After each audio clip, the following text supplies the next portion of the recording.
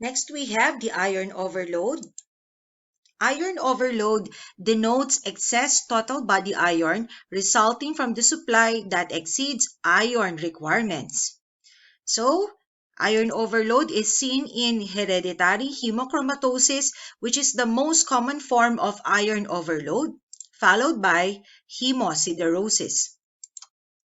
Under hemochromatosis, ito yung tinatawag nilang iron overload. Iron overload are collectively referred to as hemochromatosis, whether meron siyang tissue damage or wala. Ayan. So, primary iron overload is frequently associated with the following. Ayan. So, ito, tinawag nga siyang hereditary because, again, this is a single gene homozygous recessive disorder that leads to abnormally high iron absorption. Hereditary hemochromatosis causes the tissue accumulation of iron and affects the liver function. It often leads to hyperpigmentation of the skin.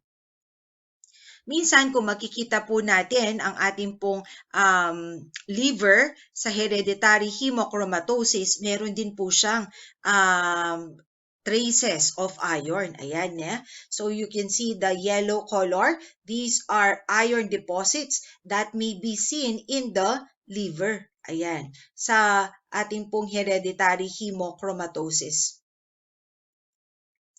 Some conditions associated with severe hemochromatosis include diabetes mellitus, arthritis, cardiac arrhythmia, cirrhosis. Ayan. So, yung liver po, palagi. Ayan. Lalong-lalo na dyan nakastore yung iron. Paano kung sumobra siya? Ayan. So, pwede po siyang magkaroon ng iron deposits. Treatment may include therapeutic phlebotomy or administration of chelators. So, kapag sinabi po natin ng chelators, ito po, para silang magnet, aalisin nila yung ating mga trace elements na sobra-sobra and then ilalabas nila through the feces or through the urine. So, yun ang kagandahan ng mga chelators. If you try to imagine them, they are like magnets wherein i-attract nila yon, hindi na nila siya bibitawan, and then isasama na ito sa excretion. Para din daw ang mga chelators, kung i-describe daw natin, parang yung paghawak ng crab. So, kung imaginein mo yung crab, so di ba sobrang lakas ng grip ng crab na yon. And so therefore, ganun din, pag hinawakan ka na ng chelator, yung ating pong mga toxic o yung sumobra na mga elements natin, hihilain niya yan palabas sa katawan. Example of the chelators, we have the ferroxamine. Next, we have hemosiderosis. This is a secondary iron overload naman. So kung nakita natin yung una, ito po ay dahil sa hereditary siya. Ito naman ay dahil sa excessive diet o yung sobra-sobra pong pagkain ng iron. It may be brought about by medicine or transfusion of iron. So ito yung pag-increase ng iron that is brought about by hemosiderosis. Hemosiderosis has been used specifically to designate a condition of iron overload as demonstrated by increased serum iron and low total iron binding capacity in the absence of demonstrable tissue damage. Direct measurements for the test for iron we have. So, ito po ang ating pong test. We have quantitative phlebotomy, bone marrow aspiration and biopsy, liver biopsy with quantitative measurement of non-heme iron concentration.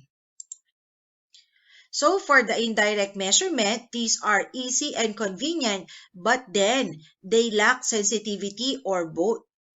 Some of the test, if we want to determine the iron or serum iron, ito po yung ginagamit po natin, colorimetric method. Under the colorimetric method, this involves the dissociation, reduction, and reaction of iron with, kaya nga tinawag po siyang colorimetric kasi meron siyang pangkulay, chromogen. to be measured spectrophotometrically at specific wavelength. So ano yung madalas na chromogen na ginagamit natin pagdating sa iron? We have bantophenanthroline and ferrozine. These are the two most widely used chromogens for irons. And of course, we have the atomic absorption spectroscopy. Ayan. So kung titingnan po natin, na-discuss po natin kanina sa atomic absorption spectroscopy, the light source, and then the presence of the atomizer or the nebulizer, which will excite, and then after the excitement of the particles, and they will be in a ground state, and then they will emit electromagnetic radiation. Thus, this will be read by the monochromator, which sabi nga po natin kanina, ang monochromator depende doon sa gagamitin po nating wavelength, kung ano man ang trace element na hahanapin po natin. In this case, we have the iron. So, si iron lang po ang ilalabas niya para ma-detect ng ating pong detector. That is with regards to atomic absorption spectroscopy. Dito naman po, ayan, so sa taas, ayan, you will see the specific colors, nena. So these are the different chromogens that is to be used in the colorimetry. So the important parts of the colorimeter, we have the tungsten lamp, the calometer, the entrance slit, the presence of the monochromator or the prism, exit slit, the sample, and the detector. Thus, it will be read by the meter. Serum transferrin naman can be measured in the following. The first one is the immunoassay. The second one is the TIBC or the total iron binding capacity. So kapag sinabi po natin ang total iron binding capacity, it is the maximum amount of iron that can bind to serum transferrin. Ayan. So kung gusto po nating malaman kung gaano karami ba yung iron na makakapag-bind sa ating pong transferrin, then we have the total iron binding capacity. This test will determine how well the protein, specifically yung ating pong transferrin, nena, can carry the iron in the blood. Okay, so kaya nga tinawag siyang total iron binding capacity dahil tungkol po ito sa ating pong transferrin. Gaano karami bang iron ang kaya niyang hawakan? Diba sabi natin kanina dun sa picture natin ng transferrin, kaya niyang humawak ng 2 atoms. So it has a seating capacity of 2. It is able to hold 2 iron atoms. So, gaano kadami? Ayan. So, yun po yung test na tinatawag nilang total iron binding capacity. We also have the transferrin ratio, and this is the ratio of the plasma iron to that of the total iron binding capacity. Kung gusto naman po nating i-determine kung gaano kadami ang na-store na iron, di ba sabi natin yung parang i-describe natin yung ferritin, di ba nakatago yung mga iron sa mga boxes. Pagkakailanganin po natin, bibigyan tayo ng ating pong ferritin ng enough supply of iron. And so here are the following tests. We have the immunoradiometric assay, ELISA or the enzyme-linked immunosorbent assay. We also have the immunofluorometric assay and the chemiluminescence assay. So this is for measuring the serum ferritin. Zinc protoporphyrin, ito naman, zinc for iron substitution that occurs during the periods of iron deficiency, which will lead to an increased zinc protoporphyrin formation. So, ito pong test na to, dinidetermine niya usually sa bone marrow. Okay? This substitution process occurs predominantly in the bone marrow. And so, pag sinabi mo yung zinc protoporphyrin, tinitingnan po natin dito, nena, kung gaano kadami ba, okay, yung ratio ng zinc protoporphyrin na nangyari sa red blood cell natin sa bone marrow. Again, sa zinc protoporphyrin, ito po yung nangyayari sa loob ng bone marrow natin. Next, we have the selenium. Selenium, ito po, is a naturally occurring metalloid with many chemical and physical properties similar to that of sulfur. Most processed selenium is used in electronics industry. Others uses include nutritional supplement, pigment, pesticide, rubber production, anti-dandruff shampoo, and fungicides. Selenium is found naturally in food or as a supplement. It is an essential component in various enzymes and proteins which is called selenoproteins. Ang mga selenoproteins, tumutulong sila sa pag-protect sa DNA against cell damage and infection. Itong mga selenoproteins, involved din po sila sa metabolism and reproduction ng ating pong mga thyroid hormones. Ayan. Selenoproteins have important role also in the skeletal muscle regeneration, cell maintenance, oxidative and calcium homeostasis, thyroid hormone metabolism. So pagdating po sa selenium, kasama yung thyroid function natin. Si thyroid, yung mga hormones natin, si selenium po yun. Selenium is well absorbed from the gastrointestinal tract. Selenium exposure primarily occurs from food, but it can also be found in drinking water, usually in the form of inorganic sodium selenate or sodium selenite. So sabi dito, majority po sa exposure natin sa selenium ay dahil sa pagkain. Pero pwede rin po natin siyang makuha sa tubig, okay, usually in the form of inorganic sodium or sodium selenite. Selenium homeostasis is largely achieved by excretion in the urine and in the feces. Other routes of elimination includes, eto po, yung mga iba't iba kung saan po sila pwedeng ma-excrete. Sweat. Also, they may be excreted in exhalation. Ayan. So, at very high intakes, exhalation of volatile forms of selenium. Pero, largely po, na-excrete po sila sa ating pong urine and feces.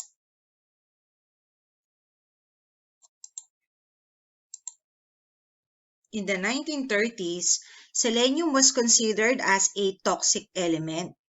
Then, in the 1940s, sinabi na carcinogenic naman ang selenium. By the year 1950s, it was declared as an essential element. Then, noong 1960s, 1970s, nakita nila na si selenium naman is an anti-carcinogen. So kung titingnan natin si glutathione peroxidase in the form of selenocysteine, this part of the cellular antioxidant defense system against free radicals. So kung titingnan natin, kasama po si selenium doon sa antioxidant property in combating the free radicals. Also, it is involved in the metabolism of thyroid hormones such as deiodinase enzyme and thioredoxin reductase. Selenium deficiency has been associated with cardiomyopathy, skeletal muscle weakness, and osteoarthritis. A significant negative correlation naman was observed between selenium intakes and the rate of cancer in the large intestine, rectum, prostate, breast, ovary, lungs, and leukemia. Let's talk about selenium deficiency.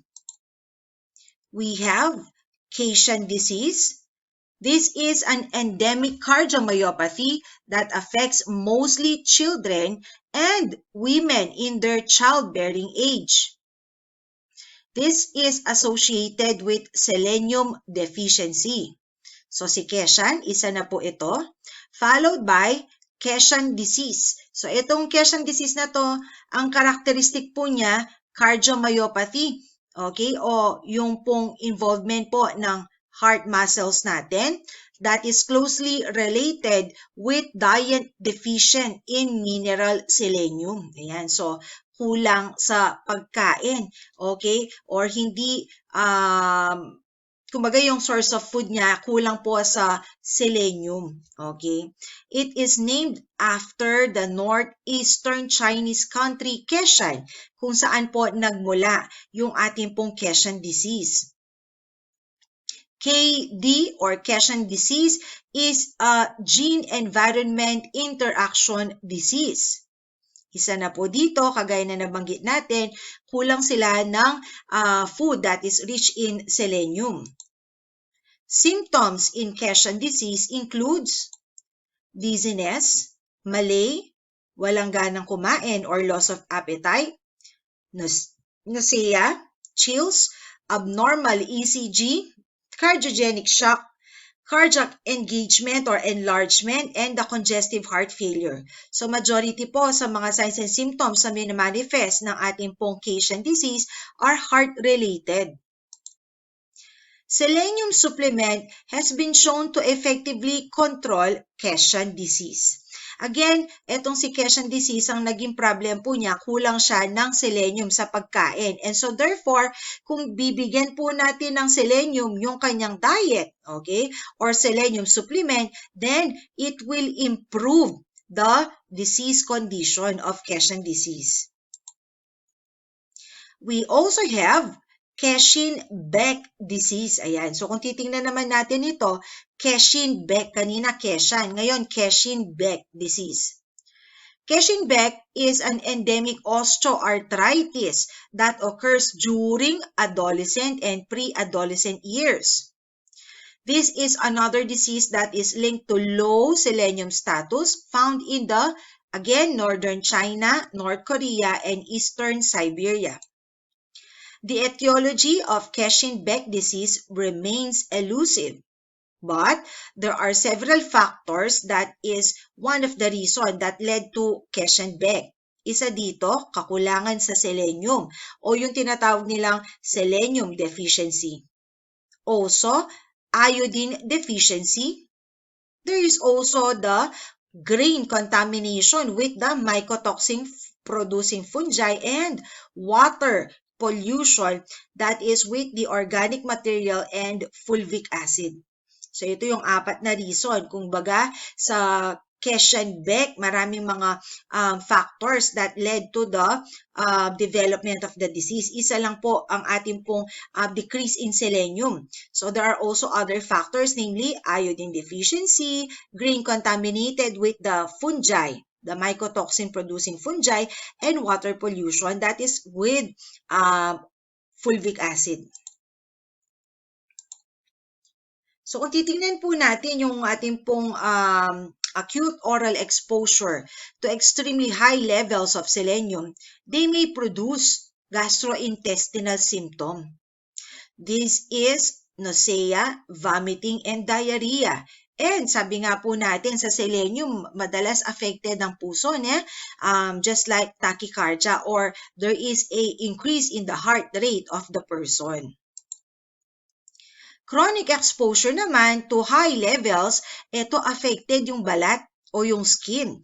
It causes dermal effects including diseased nails, skin, hair loss, as well as neurologic problems such as unsteady gait or paralysis. One form of selenium, which is selenium sulfide, is a human carcinogen. So ito po yung toxic sa atin, si selenium sulfide. Selenium sulfide is a very different chemical from the organic and the inorganic selenium that is found in foods and in the environment. So again, ang selenium sulfide po is considered as a carcinogen. In Hubei province in China, in 1961 hanggang 1964, almost half of the population died from chronic selenosis.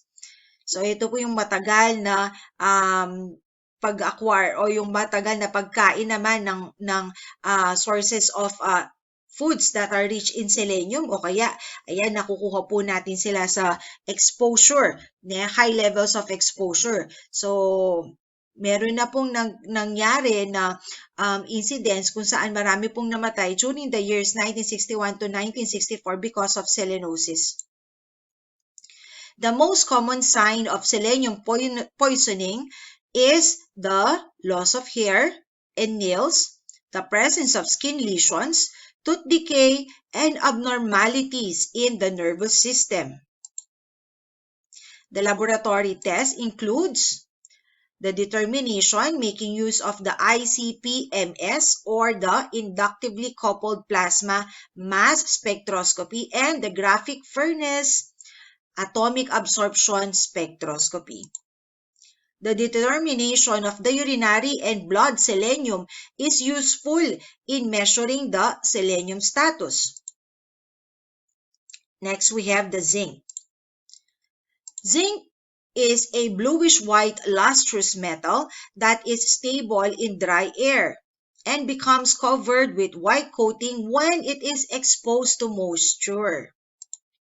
Zinc is used as a production of alloy, especially with the brass, in galvanizing steel, in die casting, paints, lotion, and also as a treatment for Wilson's disease and other over-the-counter medications.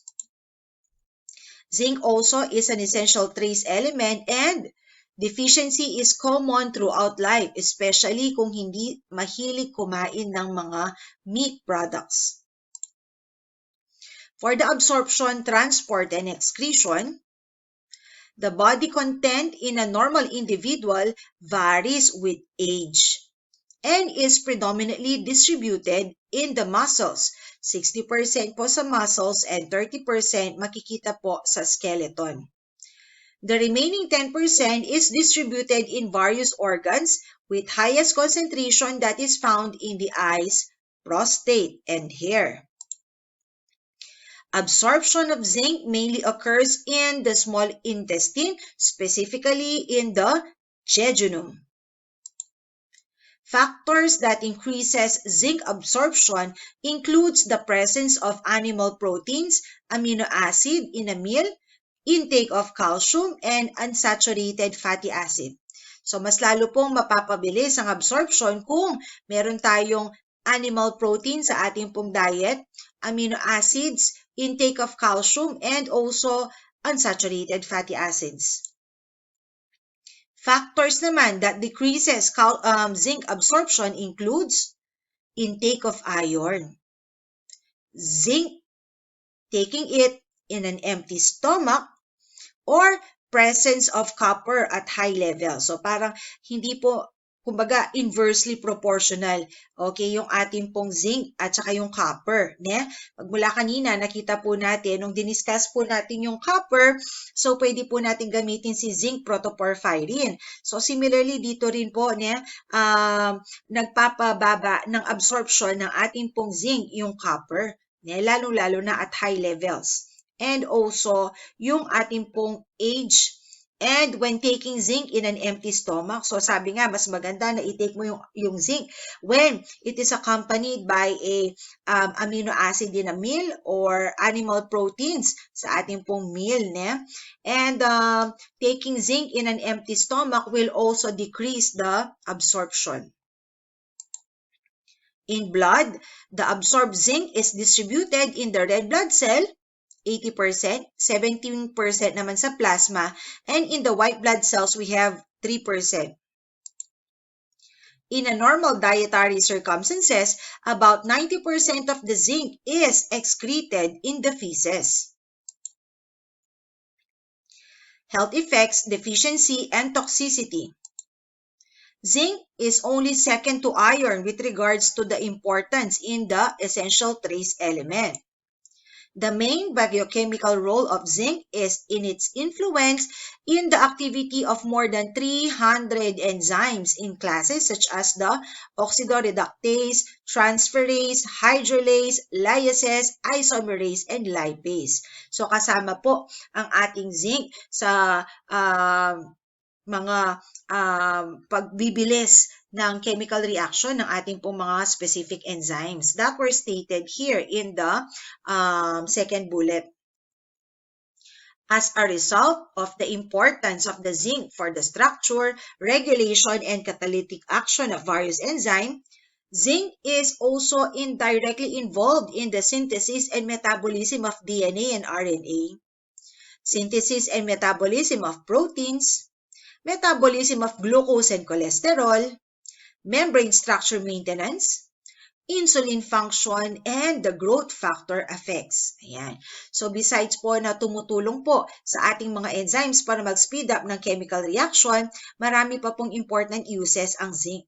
So isa na rin po dito yung ating pong synthesis and metabolism of our DNA and RNA. Ayan. So napaka-importante rin po ng ating po mga important biological functions such as for the glucose metabolism and cholesterol, insulin function, and also in the protein function. Chronic oral zinc supplementation interferes with copper absorption and may cause the copper deficiency, forming the basis for zinc to treat Wilson's disease.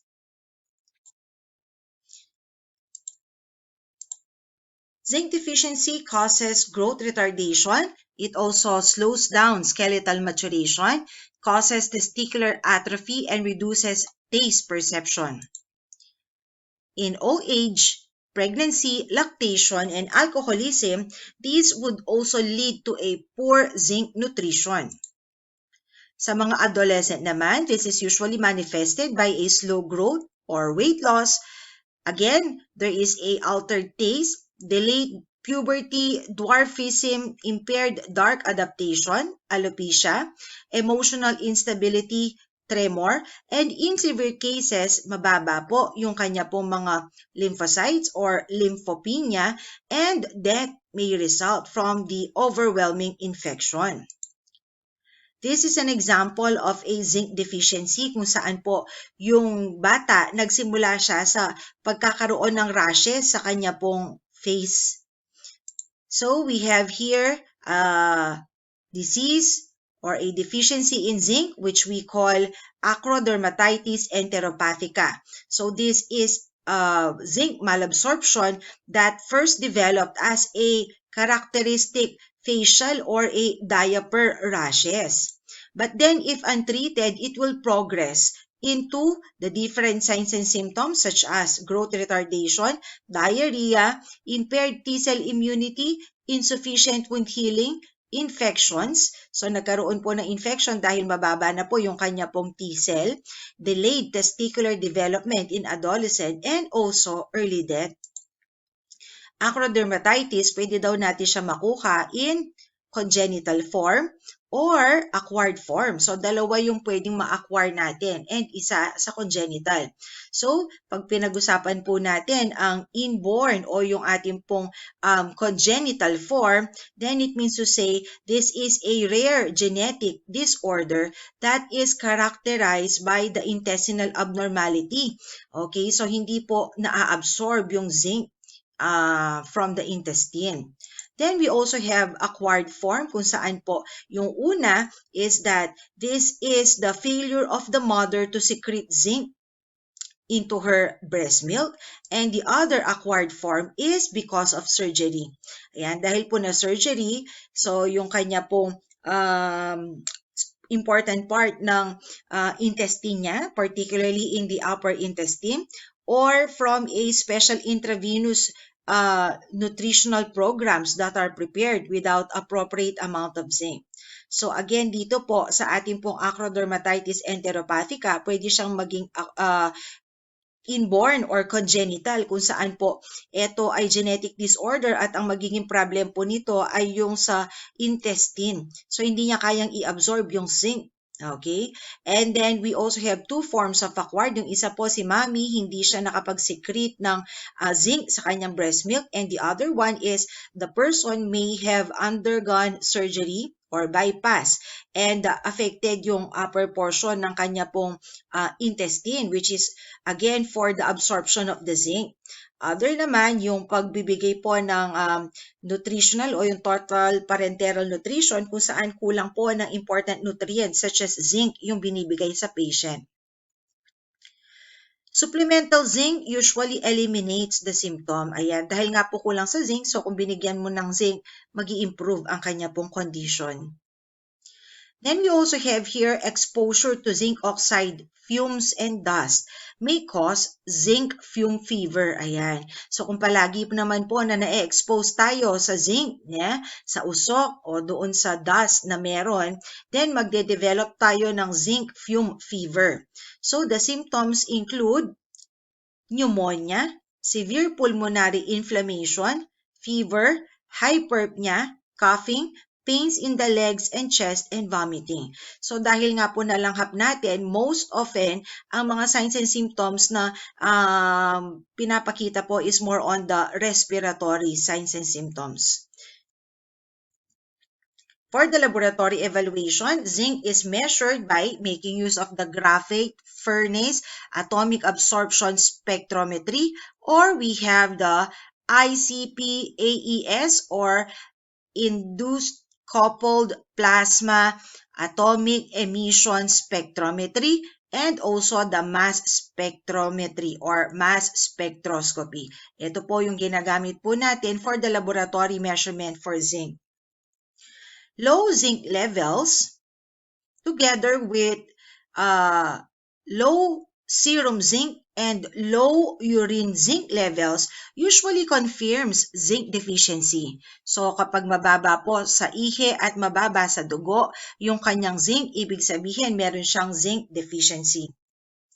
Normal serum zinc cannot be interpreted as evidence of normal zinc structure dahil majority po ng concentration ng ating zinc ay makikita sa ating pong red blood cell.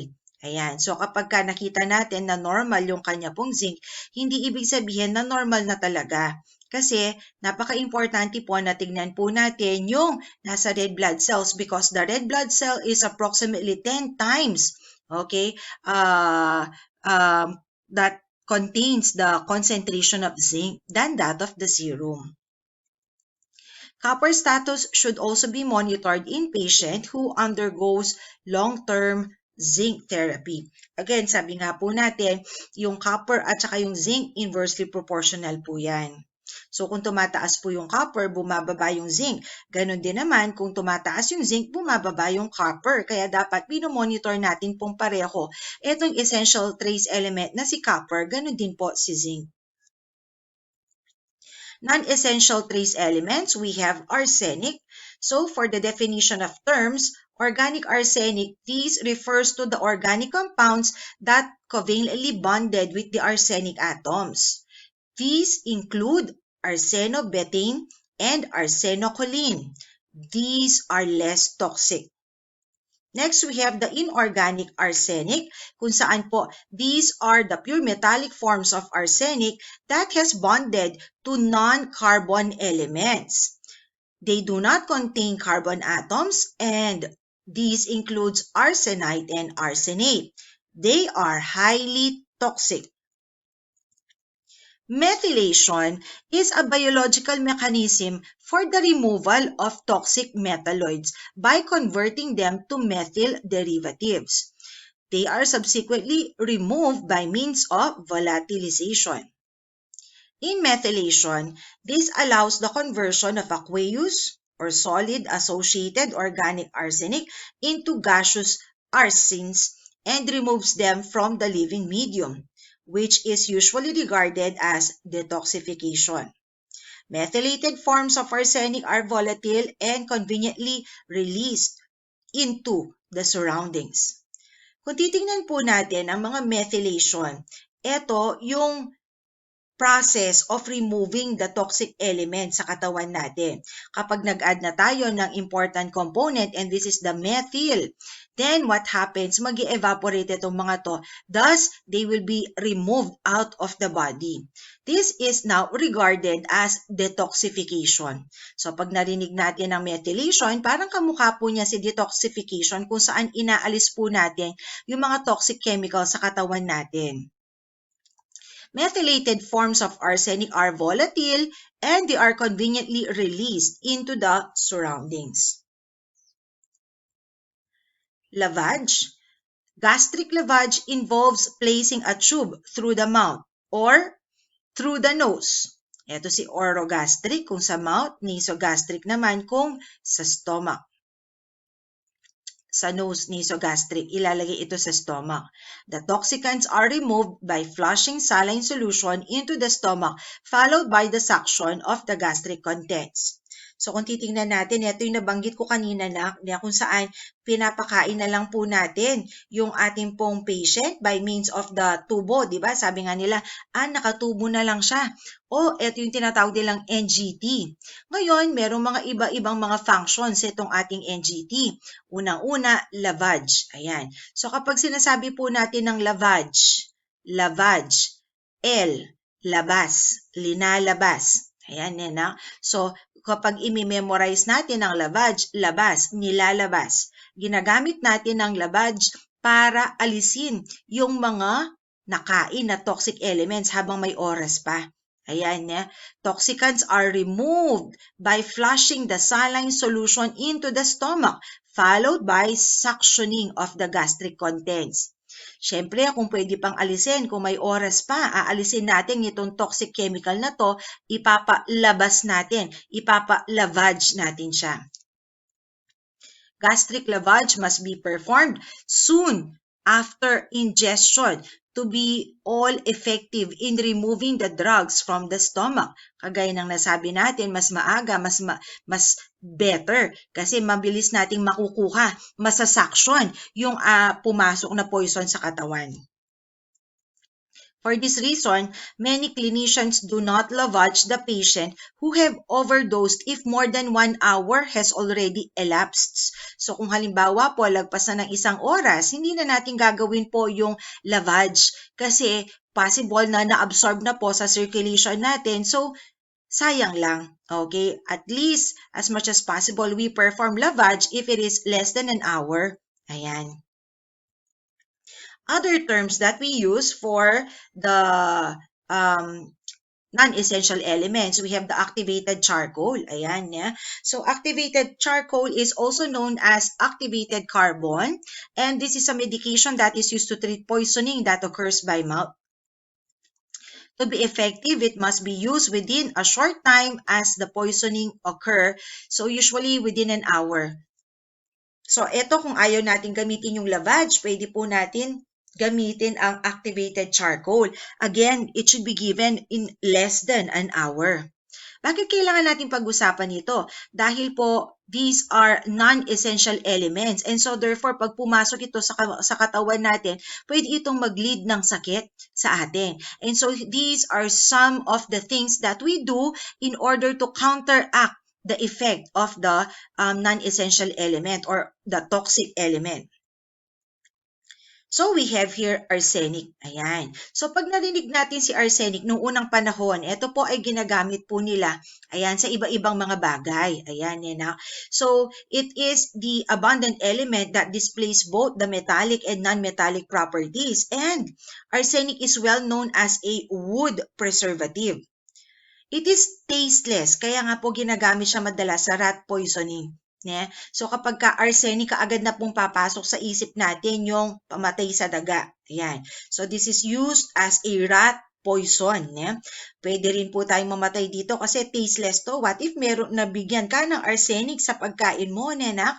And so, syempre, this will be poisonous to our body. Ne? It would lead to death. Ne? Lalong-lalo na kapag marami na po yung pumasok sa katawan natin. Pag pinag-usapan din po natin ang arsenic, for most people, ang arsenic po, ang pinaka-source po niya is, the food. Ayan. So, ang pinaka-source po ng arsenic natin is the food. We're in about 25 to 50 micrograms per day with lower amounts coming from drinking water and the air. So, titingnan natin dito, pesticides. Ayan, ginagamit natin si arsenic sa pesticides. So, in fields in the South and Central America, they have high levels of arsenic due to pesticide use. Next, ayan, it is also used, to the rice fields, so that they can, itong mga rice field na to, minsan po dahil nasa tubig siya, pwede po itong mabigyan yung ating pong rice field, and as a result, syempre, pag napunta ito sa pagkain po natin, mabibigyan din tayo ng food poison. Also, the American rice grows in flooded areas, allowing arsenic uptake from the soil and water. Ayan, So, ang mga sources po ng arsenic natin, pwede pong manggaling sila sa industrialization companies. And so therefore, syempre, kapag contaminated yung water, maaapektuhan yung mga kakanin natin. Ganon din po yung soil and water content po natin. With regards also with the antibiotic and fertilizers, the drugs containing arsenic are used in the livestock production for a variety of reasons. So, fertilizer produced from the animal manure that contains concentrated amount of arsenic. So, and then also, yung ating pong mga natural occurrences, for example, soil and water sources that have a higher arsenic concentration than the others. Ayan. So, these are the sources of arsenic na pwede po nating makuha sa environment. When we talk about arsenic, meron din po siyang association sa mga wallpaper nung unang panahon. So here are the examples of the wallpapers that were used during the early times. So ang nangyari, ang ganda ng mga wallpaper, so marami yung mga bumili. Eventually, syempre, ito po nalulusaw o nag-disintegrate yung wallpaper. So what happens during that time is that pumapasok na po sa respiratory tract itong si arsenic at syempre, it would lead to a complication and several diseases have developed because yun nga, once na nasira na yung wallpaper, nakakalo na siya sa environment, and so therefore kapag pumasok sa katawan natin, it would lead to a possible diseases. So the chemists and the paint makers introduced the arsenic to other colors. Ayan, so kung nakikita natin, meron siyang canary yellow in order to create vibrant hues. So despite its vivid, eye-catching nature, the doctors eventually discovered that these arsenical wallpapers could kill. So, here are the health effects and toxicity of arsenic. The relation of the clinical signs and symptoms to arsenic exposure depends on the duration and extent of the exposure. So, kung gaano ka katagal na na-expose doon sa ating pong mga toxic elements, specifically the inorganic and the methylated species of arsenic. So here are the following signs and symptoms for the gastrointestinal. So pwede po siyang magkaroon ng nausea, emesis o pagsusuka, abdominal pain, and the rice watery diarrhea. For the bone marrow, there will be the decrease in all of the number of the cells. Kaya nga po tinawag po itong pancytopenia. It may also have anemia and basophilic stippling. For the cardiovascular, there will be changes in the ECG. Central nervous system is also affected. Thus, it manifests encephalopathy.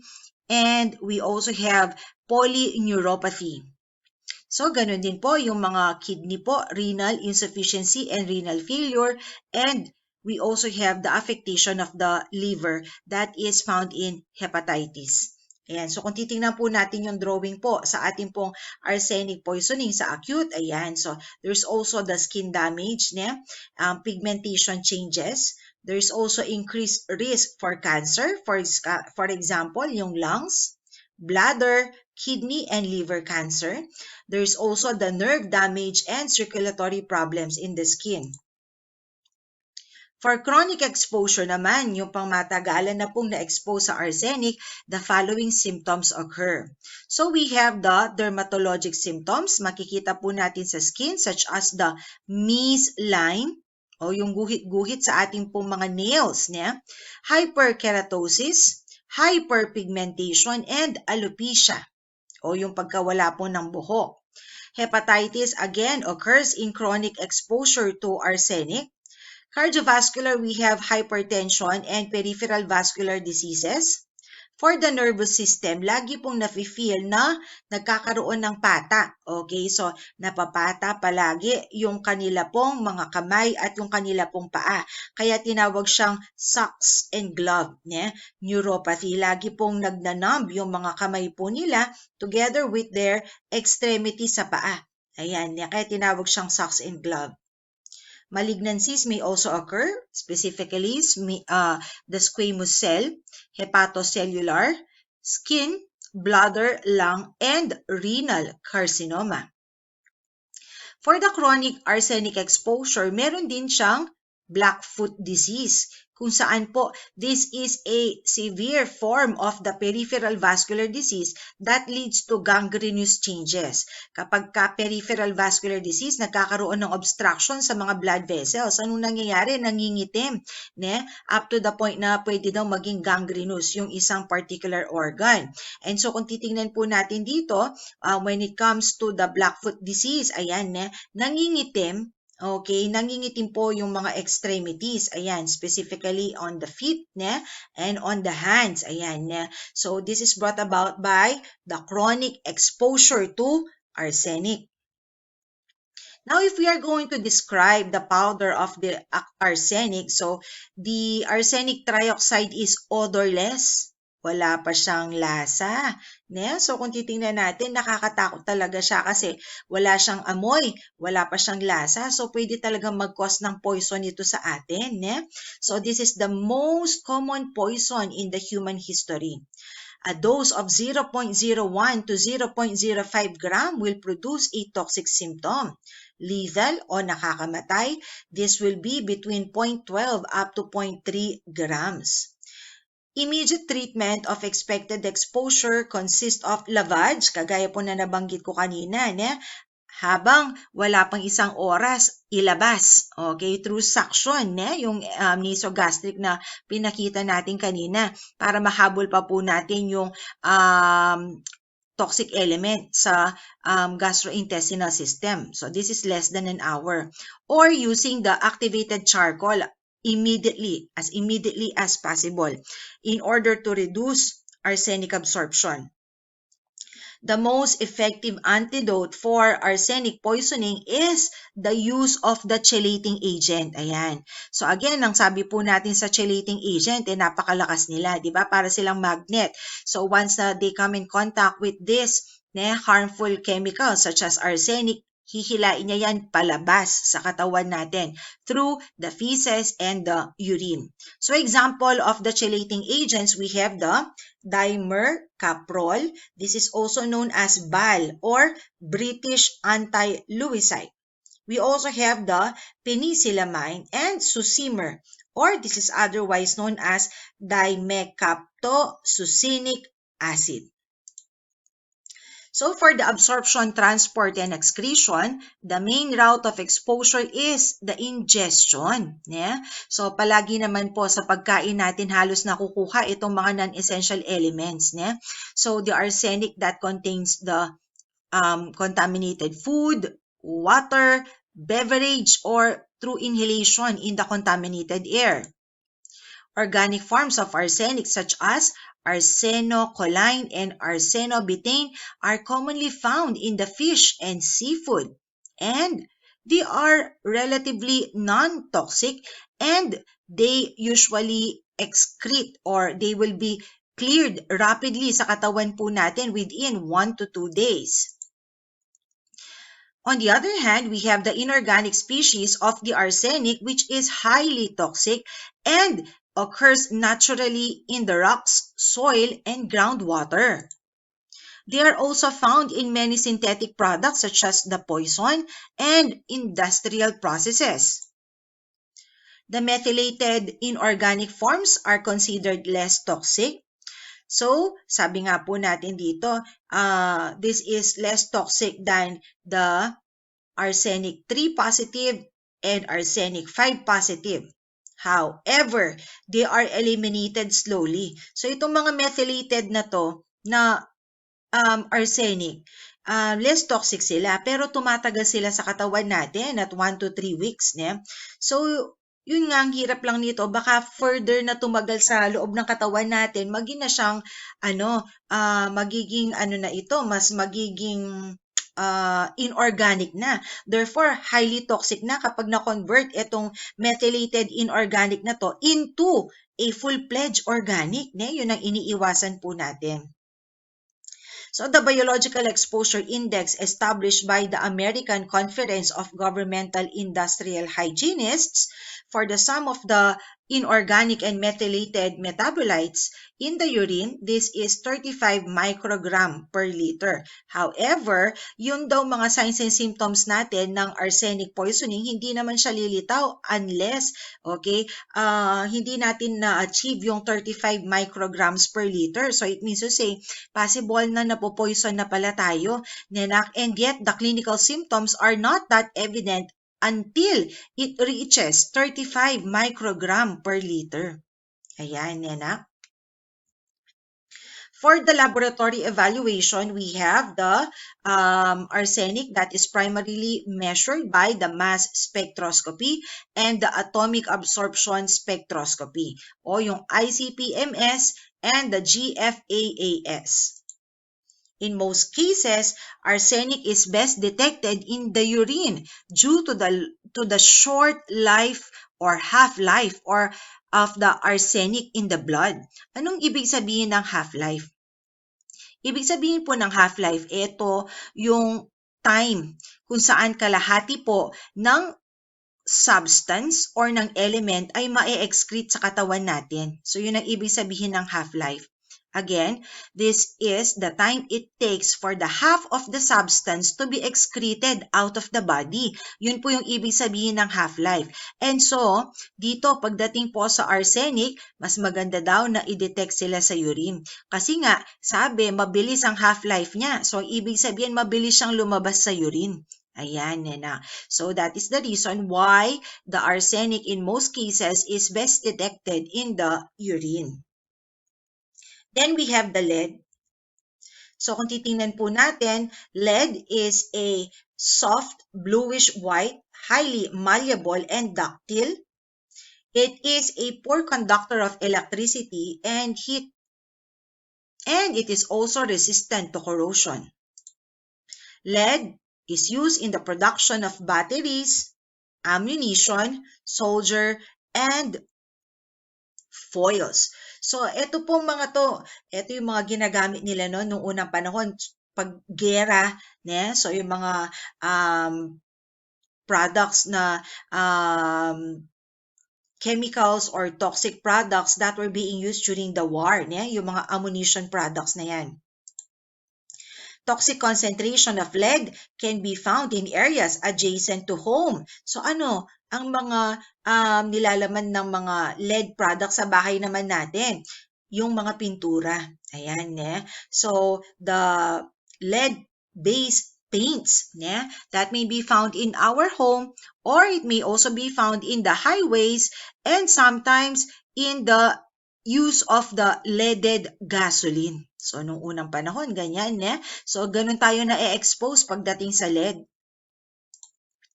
In recent years, there have been massive recalls of toys and costumes, jewelry that is produced in China due to concerns over elevated lead content. Ayan, So, alam naman po natin na ang lead ay hindi kailangan sa katawan natin, and so therefore, pag pumasok po ito, it is non-essential, therefore it is toxic to the body. It may cause several diseases.